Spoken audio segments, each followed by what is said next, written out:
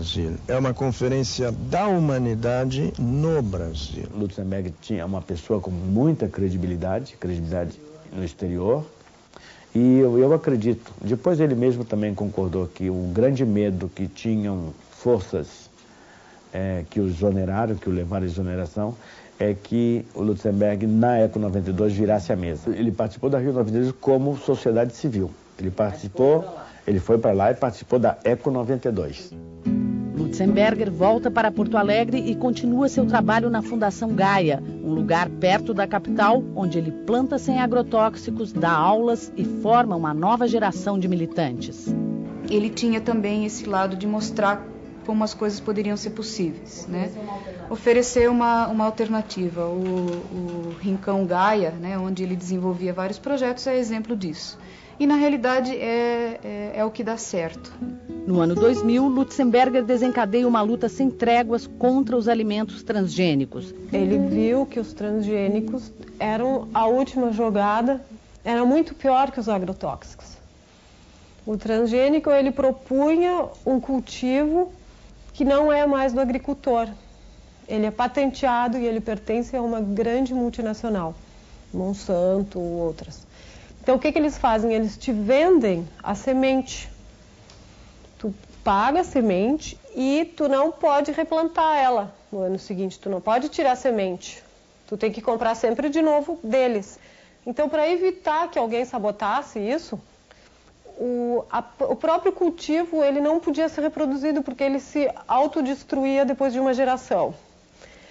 Então, grande maravilha, as ciências da vida, eles chamavam isso. O pai dizia isso de ciências da vida não tem nada, isso é ciência da morte mesmo. A tendência no futuro é que esse agricultor seja eliminado numa velocidade maior e de forma mais dramática do que foi na década de 70, 80 com a Revolução Verde. Se aumenta ainda mais a tendência aos grandes mega monocultores. Os pequenos agricultores entram em falência e são obrigados a deixar o campo. Mais problemas sociais, mais fome, mais miséria, mais criminalidade e menos qualidade de vida, porque esses produtos, além de não serem bons para ninguém, ainda degradam mais o meio ambiente. Então essa luta ele abraçou nos últimos anos, quando surgiram, porque ele viu que isso era mais um degrau no agrobusiness. Quando o cidadão se der conta desses relacionamentos, quando o cidadão se der conta que a tecnologia é sempre política, então ele vai exigir de seus políticos, daqueles que ele elegeu, uma crítica política da tecnologia, que hoje não está existindo. Todas as tecnologias devem ser criticadas nesses termos. A tecnologia sempre serve a alguém. Isso em si não é necessariamente ruim, mas nós temos que nos perguntar sempre a quem ela serve, a quem ela pisa. Hoje, essas perguntas, em geral, não estão sendo feitas. Ele foi além dos passarinhos e das borboletinhas.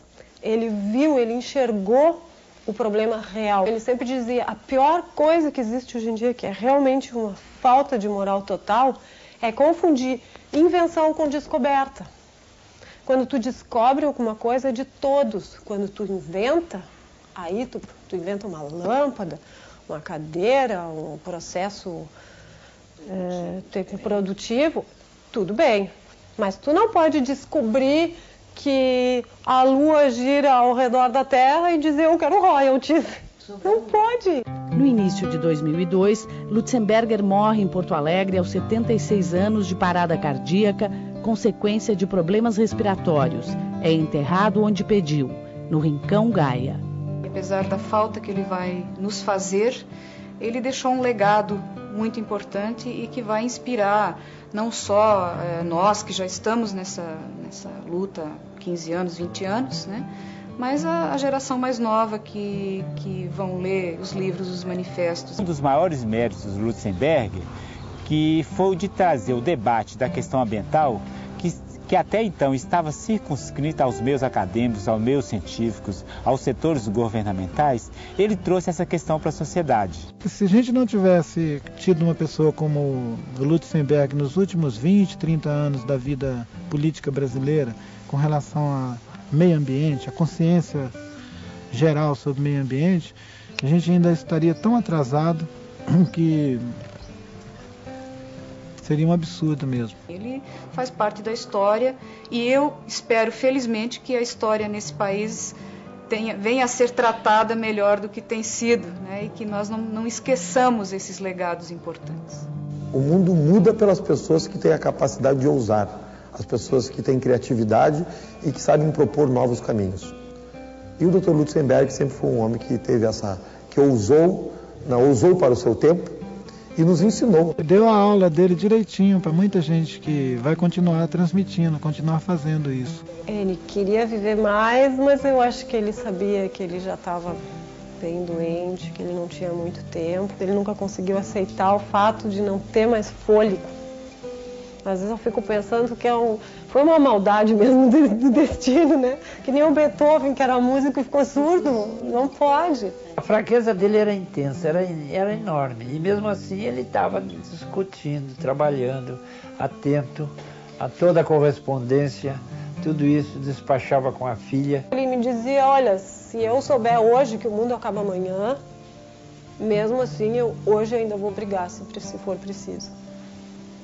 Então ele tinha isso muito claro, que era uma luta inglória, mas que ela precisava ser feita. E que ela podia, o pouco que ele podia conseguir, valia. E eu acho que o maior legado dele é deixar essa semente, que justamente eu acho que o que a Fundação Gaia tem que fazer é jogar essa semente para o vento, para ver se aparecem novos Lutzenbergers. Não adianta mais discutir apenas um pouco mais de filtros nas chaminés, um pouco mais de catalisadores nos carros, um pouco mais de reservas biológicas. O que nós precisamos é repensar nosso atual estilo de vida. A moderna sociedade industrial é um esquema suicida. Não pode continuar mais por muito tempo. Então nós precisamos redefinir o que é progresso, o que é desenvolvimento, que tipos de mudanças nós temos que aceitar para que nossos filhos tenham ainda futuro. E nessas discussões o Brasil já é líder. O tempo das recriminações mútuas se acabou, não existe mais. Nós temos que todos nos juntarmos, sentarmos juntos para discutirmos como vamos salvar o planeta. Esta é a nova situação.